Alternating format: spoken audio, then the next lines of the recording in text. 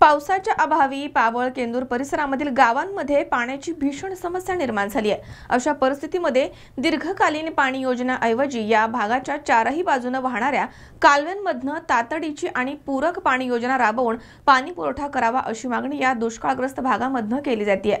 त्यामुळे राजकीय हेवेदावे सोडून पाणी प्रश्न सोडवणं आता गरजेचं आहे।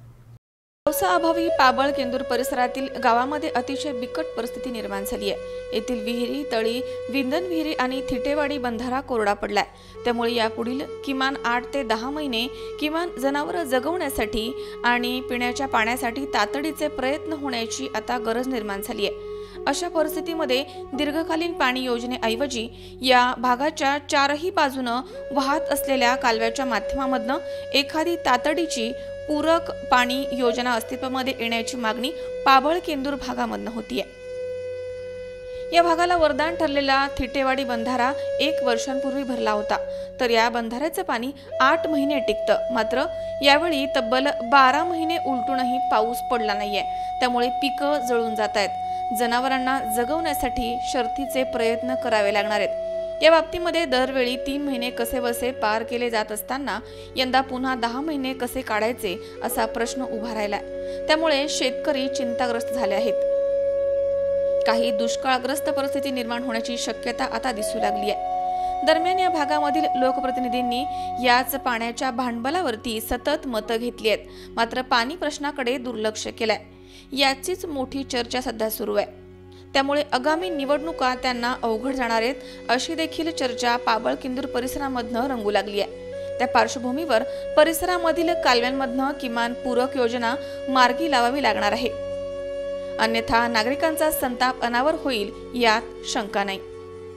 2003 साली झालेला हा थिटेवाडी बंधारा या माध्यमातून पाबळ केंदूर भागातील व परिसरातील गावांची पिण्याच्या पाण्याची थोड्याफार प्रमाणात जनावरांसाठी चांगली सोय झाली होती। दरवर्षी जून महिन्यामध्ये पडणारा पाऊस यावर्षी आत्तापर्यंत आलेला नाही।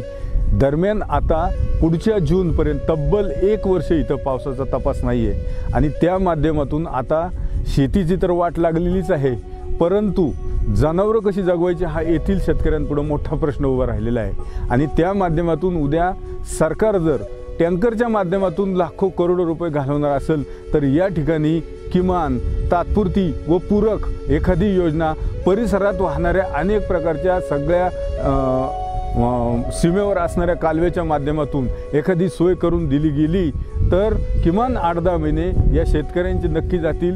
त्या माध्यमातून आम्ही काही शेतकऱ्यांची इथं भेट घेतली तर अक्षरशः शेतकऱ्यांच्या तोंडातून काही वेळा निर्वाणीचे शब्द आलेत। त्यामुळे शासनाच्या दृष्टीने मात्र ही नक्कीच उद्याच्या दृष्टीने धोक्याची घंटा आहे। काय झाले आता गणपतीत पाऊस व्हायचा, आता गणपतीत नाही पाऊस झाला। तुम्हाला सांगतो आता शेतीत कांदे लावले थोडं, कोण्या मला जनावरांचं खाद्य केलं असं ते पार जळून गेले। पाणी नाही राहिलं धरणात, काय नाही राहिलं कुठं। जित्राबा आम्ही तळ्याने याने त्यांनी हिंडी देऊ शकतो शिक, त्यांचं बागत नाही काय नाही।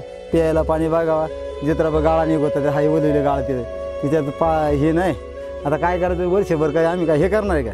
काहीतरी आम्हाला काय ना थोडंफार जित्राबाला खाद्य पाणी हे सगळं वर्षभरात तुम्हालाच पुरवावं लागणार ना, दुसरं कोण देणार नाही आम्हाला। आता तुम्ही धरणात हे जनावरांना चारा बिरा चारताय, पाण्याची पिण्याची काही सोय आहे का? आता पाणीच नाही जाणार, पिता येत नाही पाणी। तर मग जर ही अशी परिस्थिती राहिल्यावर काय करायचं तुम्ही? काय आता हे गाळातलं तर आहे थोडं गाळातलं पाणी तेच पितात बळत आपली हे करून, काय नाही तर दिवसातून एकदाच पाणी प्यायला मिळते बळत ते। पण तुम्हाला शासनाकडे काय अपेक्षा आहे? पाणीच दिलं पाहिजे, चित्राबाला खाद्य दिलं पाहिजे, सगळंच पुरवलं पाहिजे गव्हर्नमेंटने।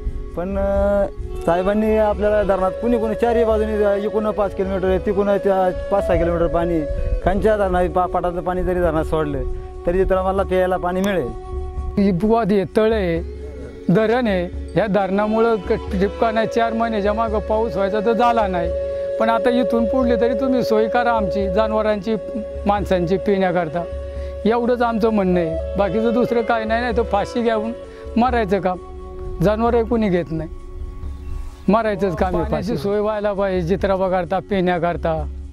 मग इकडून तिकडून आणण्यापेक्षा तळ्या सोडलं तर निदान पाणी पितील, नाही तर फाशीची शिक्षा आम्हाला शेवटी आली। आता जित्राबाई मरायची, आम्ही मरायचं, शेवटी फाशीच आली। सुनील पिंगळे, 24 तास, पाबळ। सबस्क्राईब करा आमच्या यूट्यूब चॅनलवर आणि बेल आयकॉनवरती क्लिक करा सर्वात पहिले आपल्या परिसरातील बातम्या बघण्यासाठी।